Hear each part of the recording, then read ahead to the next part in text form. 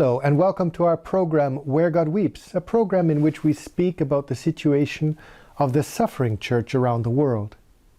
Nigeria, known as the giant of Africa, is the most populous country on the continent with over 190 million people. The population is roughly divided in half, Christians in the south and central parts of the country, and Muslims concentrated mostly in the north.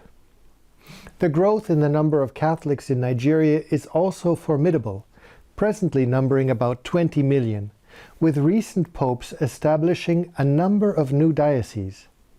Today we're going to be speaking with a bishop of one such new diocese, now only 5 years old, and the joy and the challenges of the growth of faith.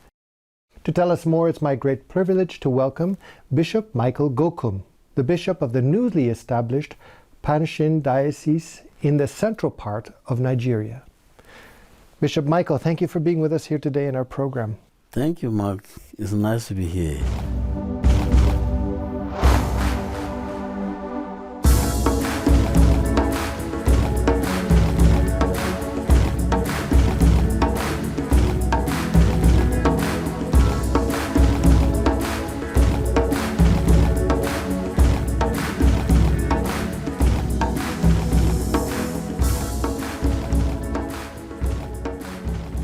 Bishop Michael, your diocese is very new, it's 5 years old, Yes. and is located really in the heart of Nigeria, right in the central belt. Can you give us a picture of what does your diocese look like? What is the landscape? Give us a picture of where we are.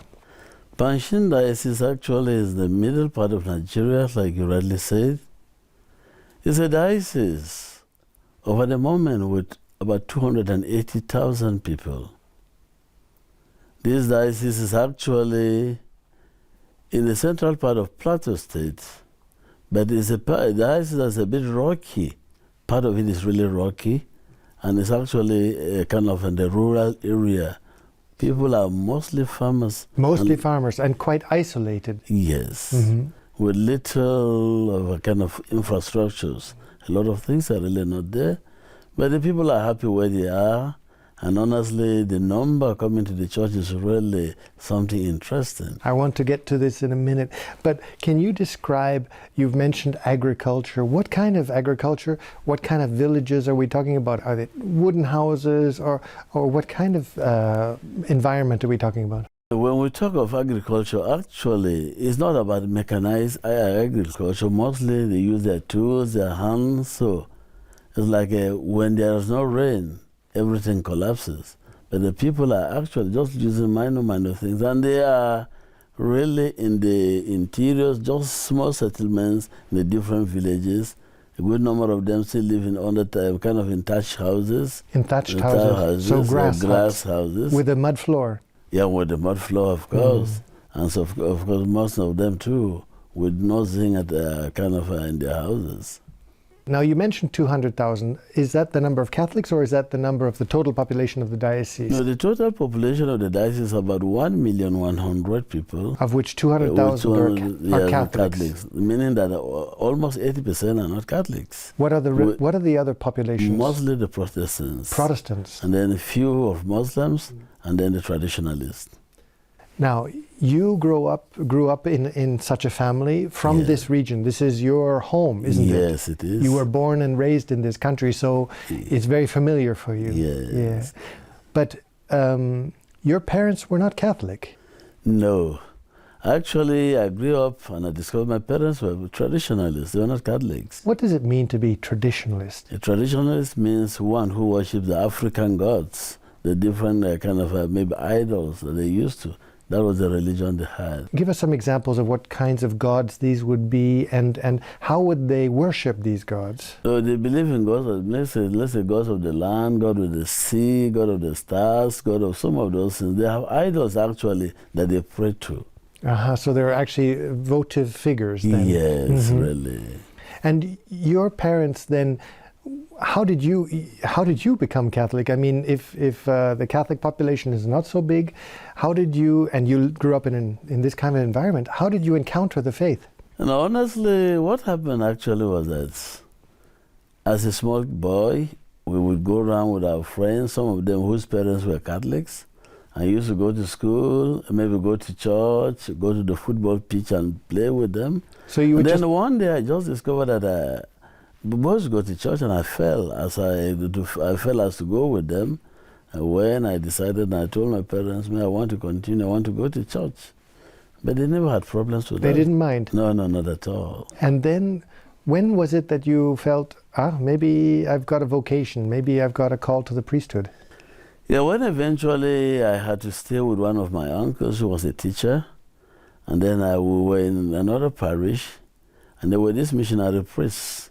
And I loved what they were doing, and I told myself that if I grow up, I will be like them. You wanted to be a missionary? Yes. Then suddenly, one of the masters, one of the missionary priests who came, actually gathered the children on a Christmas day and said, we are getting old, and the number of missionaries coming to Africa is becoming short. Why not think of consider yourselves that one day you also become priests who will do this work?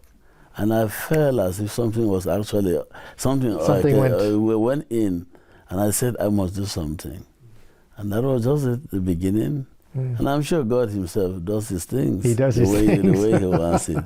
He works on the heart, no? That's really. And your parents didn't mind, did they convert eventually, your parents, to Catholicism? No, honestly, my dad, unfortunately, he died. No, he never became a Christian.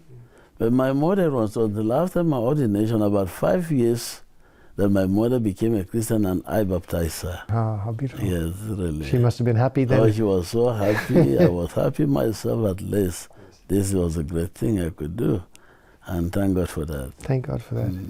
Now, Nigeria is also a country with an enormous number of tribal groups. I believe there's something like 300 different tribal groups in Nigeria. I think the main ones, if I'm not mistaken, you have to correct me, are the Igbo, the Hausa, and the Fulani. Is that correct? No, the Yorubas. Yorubas. Yes. Okay.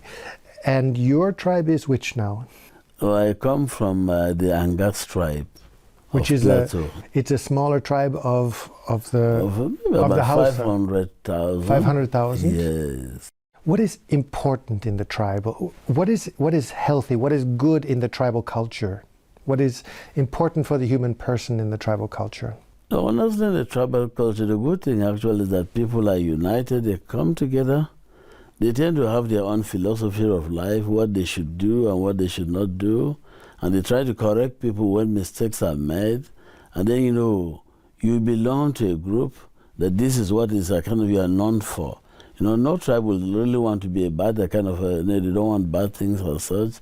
You are corrected, you are directed on things that should be done, and some of those things. And the Catholic faith has been spread equally among all the tribes. That is, all of the different tribes have taken on the Catholic faith or Christianity equally, or is there a greater number of Christians in perhaps one tribe versus another? Yeah, you see, or in Nigeria generally... Is it dependent on the region, I suppose? Yeah, it depends, In Nigeria generally, in the south among the Igbos, you will get more of Christians and Catholics. The Yoruba access, you get a good number of Christians, but also Muslims. But in the north, actually, generally, where I come from, it would have been like the Muslims. But then the Christians who are really there, but not as vocal as the Muslims. So sometimes you go to an area, you may think that it's all Muslims, but there are a good number of Christians too. And I suppose because strong Christians, that is, they are living in a Muslim environment, it's not so easy for them. It's really not easy. But you see, we must be honest as well. Except for what is happening now, you could get Muslims who are really Muslims and very good and loving families. But it's just that today, with things happening here and there, unfortunately, some of those things are beginning to creep in, which is not really good. But in the past. So you're saying that the Muslims themselves, good, very deeply good people. Of course, we get a good number of them. But the question of this radicalization is turning this into something negative. Is that right? Yeah, you know that kind of radicalization is really not good, even in any faith at all. Any faith. Yes, and unfortunately, you get more of them. Maybe in Islamic faith in Nigeria, that these things are happening here and there, which is really unfortunate. But otherwise, living amongst Muslims, you could get very many good people that you would really love to work with, very sincere people, very good and kind. You, in the middle belt of Nigeria, you have your own experience with the Muslim issue, particularly with the Fulani. Can you give us a little bit of a description as to what is the Fulani problem and why is it becoming worse, as we have seen perhaps over the last 5 to 10 years? Honestly, unfortunately, even before some of us were born, the Fulanis have always been coming, settling, enjoy their grasses, maybe pasturing, and then maybe go back. Now, just to understand, the Fulanis are herding people. Yes. They're herding cattle, is that yes. right? Okay. They are mostly herders. They bring in their cattle, their sheep, and some of those things. They are actually not like, they don't really settle in a place. They come for pasturing and then go back. And they move on or go back? They move on, yeah, go back. Okay. And how does this become a problem with the local people? Because the local people you've mentioned are agriculturalists. But where's the problem? They used to be able to live together in peace, and now not so much. You see, part of the problems really is that the population of Nigeria is becoming bigger and bigger, that kind of a thing. And then secondly, too, the climate change. The Fulani, the herders would come normally from the north. Remember, Lake Chad is drying up, and that place is a kind of, in the past, we're told, that takes care of almost 30 million people. Around Lake Chad. Around Lake Chad, and the place is drying up. So these pasture, these herders will definitely want to go to the greener pastures where they could get their their lace, take care of their cattle and the rest. And then they now come down to the plateau axis, the middle belt, where the place is still fertile, where the grass is still greenish, and then they pasture there. And unfortunately, they may not want to go back again. They want to settle down. And then, of course, they used to have roots. But then, because of the population, those roots are really not really in existence again. Even if they are, a lot of houses have been built of farmlands. So when these herders come in, sometimes they tamper with what is being planted, destroy the crops. Oh, I see. Yes. So the agriculturalists, the farmers, the farmers feel will like, have of course, planted, yes, and the herders come through and destroy the crops. But so, they used to have a system before, and I suppose this is what you mentioned, the question of climate change, because yes. everybody knew when the rains were coming. So the agriculturalists knew when the Fulani were coming through. They knew when to plant. So the climate change has really provoked a greater problem, because now nobody knows when the rains are coming, nobody knows when to plant, and nobody knows when the Fulani are going to be coming through and trampling on the crops. Yeah, that is really, people still know when the Fulanis are coming, but the greater problem is that they now want to settle. They want to settle down. They don't want to go back again. They now want to settle. Because it's too dry in the north. Because it's too dry in the north. And with them settling there, they don't respect the other crops, other people. And sometimes they go into destroying people's crops. I know of a man who's he planted their maize, and completely the whole thing was destroyed. Destroyed by the Fulani. And that means he will have nothing to live on for that year. Now, the problem has been, if I understand correctly, been exacerbated by weapons, by violence. And that is, normally there is a natural amount of tension between the agriculturalists and the herders, the Fulani. Yes. But now we see more and more weapons coming in. Can you tell us a little bit about what's happening here? So really, I may not really know where these weapons are coming in, but what I can say is that I don't believe that it is actually the ordinary Fulani man who may have those things. Maybe they've been supported from somewhere else. Are we talking about AK-47? Are we talking about... Yeah, of course. Because now, when you have these problems, the clashes, you do hear of people being killed with AK-47 and some of those things. Naturally, the ordinary Fulani man may not have that. So maybe it's been provided from somewhere. Where is it coming from? So really, I cannot tell. And there have been clashes. And of course. And there have been, if I understand correctly, I just want to make sure my figures are correct here. There have been more than 28,000 people who have been killed, and more than 3.8 million internally displaced.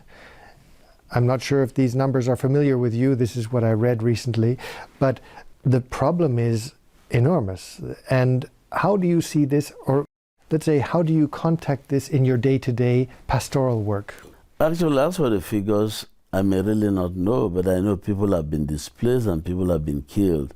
Nigeria, you know, is a big country, and this is not happening only within my diocese or other parts. It's happening across the central part. Yes, no? Really. But I know of in our diocese in Pankshin, Daho, Bokos, Share. These are parishes that have actually been destroyed. The people were displaced. They had to leave the place, a good number of them. Some were killed. In fact, the priest in Daho in particular. The what, sorry? The priest, the parish priest, the parish priest. The parish priest of Holy Family in Daho.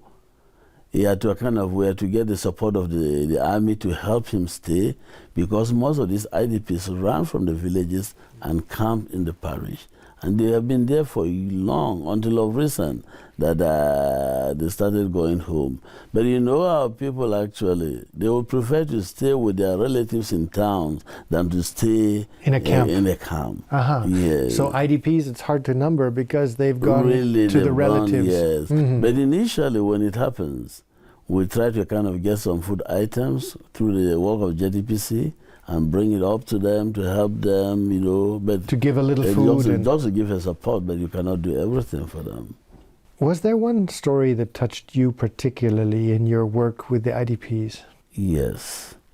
Honestly, I went to, immediately after one of the crises, I went to the parish and I gathered the people. The priest actually gathered all the people, the IDPs, and I addressed them and I told them about forgiveness. And then there was this small boy, less than 10 years old. He walked up to me and said, "Bishop, they killed my father, they killed my brother. When I grow up, I must kill them. I will not forgive them." I said, "Small boy, no, don't do that." I said, "Bishop, I will kill when I grow up." And for me, I felt, if we don't do something, that would be like a chain of more troubles. So I had to tell the parish priest, "Please, look at this boy, try to know the family well, even if they're gone, so that at least eventually we'll try to follow him up and see what it is." Make sure he comes out all right. Yes, otherwise, when he grows up and decides to do what he wants, it means that cycle of violence will not end and will not be good for anybody. And we pray that things will be better. Your Excellency, it has been painted, and I question to you, it has been painted as also a Muslim versus Christian question. The Fulani being more majority Muslim and the agriculturalists majority Christian. Is it fair to paint this picture like this, that it is a Muslim Christian issue, or are we really talking about herders versus agriculturalists, and by chance they happen to be Muslim versus or Muslim and Christian? How do you address that question? You see, it is a bit thin, a kind of a very narrow line that you cannot really say this is not, this is not. Unfortunately, the pastoralists are actually more Muslims, just like you said, and then the farmers are more Christians. But you know, the real problem for me will be partly the climate change. These people are forced to come down from where they originally used to be, to where the grass is better off, where they can pasture take care of their cows. And of course, naturally, because they are coming there, you can know, in Akinamba, kind of know that it has to do with economy. It's economical as well, because to take care of their cows, to get some of those things, it means they want to get their livelihood. And then, of course, the villagers, the farmers, if their crops are destroyed, it spells doom for them. Yes, they have no food. They have no food, and where will they go to?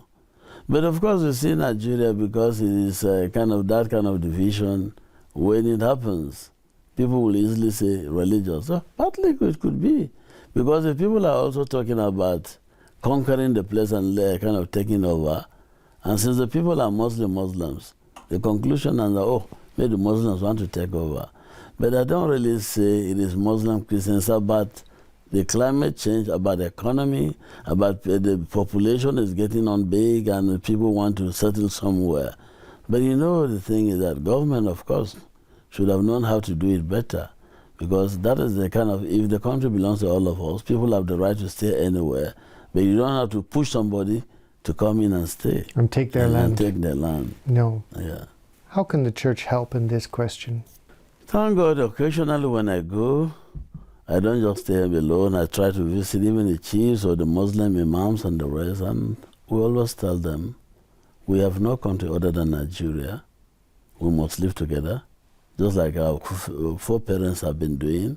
We must coexist, and you must respect the other person, respect his faith, and respect the other person as well. And then we try by all means to kind of try to see if they could come together occasionally and they have things.